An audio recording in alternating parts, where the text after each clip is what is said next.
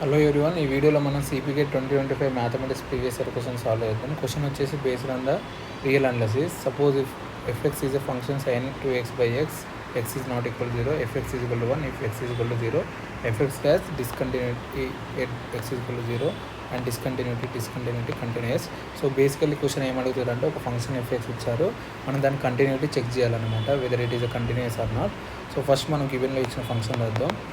గివెన్లో FX ఎలా ఇచ్చారంటే, మనం పీస్ వైజ్ ఫంక్షన్ ఇలా కూడా రాయొచ్చు. గివెన్లో ఇచ్చిన function suppose sin 2x by x whenever x is not equal to 0 and fx is 1 whenever x is equal to 0. So same గివెన్లో ఇచ్చింది ఇక్కడ రాశాను పీస్ వైజ్ ఫంక్షన్లో. సో ఫస్ట్ మనం ఒక రిజల్ట్ చూద్దాం.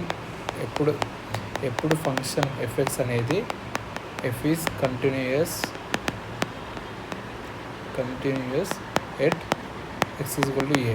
సపోజ్ ఏదైనా ఫంక్షన్ ఎఫ్ఎక్స్ అనేది ఉంటే అది ఎప్పుడు ఎక్స్ ఈక్వల్ టు ఏ అనే పాయింట్ దగ్గర కంటిన్యూస్ అయితే చూద్దాం.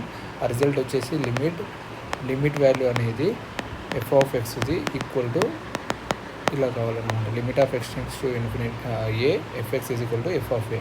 ఇది సాటిస్ఫై చేసినప్పుడు మనం f is a continuous at x equal to a అని చెప్పవచ్చు. సో ఈ రిజల్ట్ ఉపయోగించి మనం సాల్వ్ చేద్దాం. సో ఎఫ్ఎక్స్ అనేది ఫస్ట్ లిమిట్ కనుక్కుందాం. లిమిట్ ఆఫ్ ఎక్స్టెన్స్ టు గివెన్లో మనకి ఏ పాయింట్ దగ్గర అనుకోవాలి, 0 దగ్గర అనుకోవాలి. ఎక్స్టెన్స్ to 0 f x is equal to limit of x tends to 0 f x అనేది ఎంత ఇచ్చారు మనకు, sin 2x by x.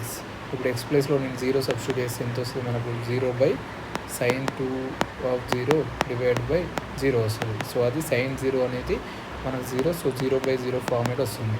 So ఇది అన్డిఫైన్డ్ అనమాట. సో మన ఎల్హెచ్ రూల్ ఉపయోగించి దీన్ని డినామినేటర్ అండ్ న్యూమినేటర్ని ఎల్ హాస్పిటల్ రూల్ ఉపయోగించి సాల్వ్ చేయొచ్చు. లిమిట్ వాల్యూ ఎలా అంటే, న్యూమినేటర్ డినామినేటర్ని డిఫరెన్షియేట్ చేయాలి. డిఫరెన్స్ చేసి మనకు వచ్చేది 2 cos of 2x divided by 1 అయింది. సో ఇప్పుడు లిమిట్ అప్లై చేస్తే మనకు ఎంత వస్తుంది, 2 into cos of 2 of 0. So ఇది ఈక్వల్ టు 2 into 1. cos 0 అనేది మనకు 1 తెలుసు.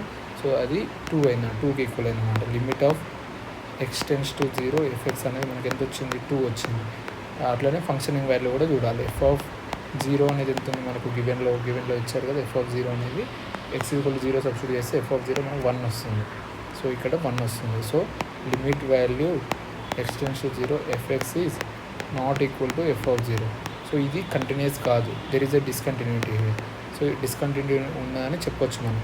కాకపోతే ఎప్పుడైనా limit value and functioning value both అనేది ఫైనైట్ ఉంటే మనం రిమూవబుల్ డిస్కంటిన్యూటీ అని చెప్తాం అన్నమాట. సో అందుకే ఇది ఆప్షన్ 1 అనేది కరెక్ట్ అన్నమాట.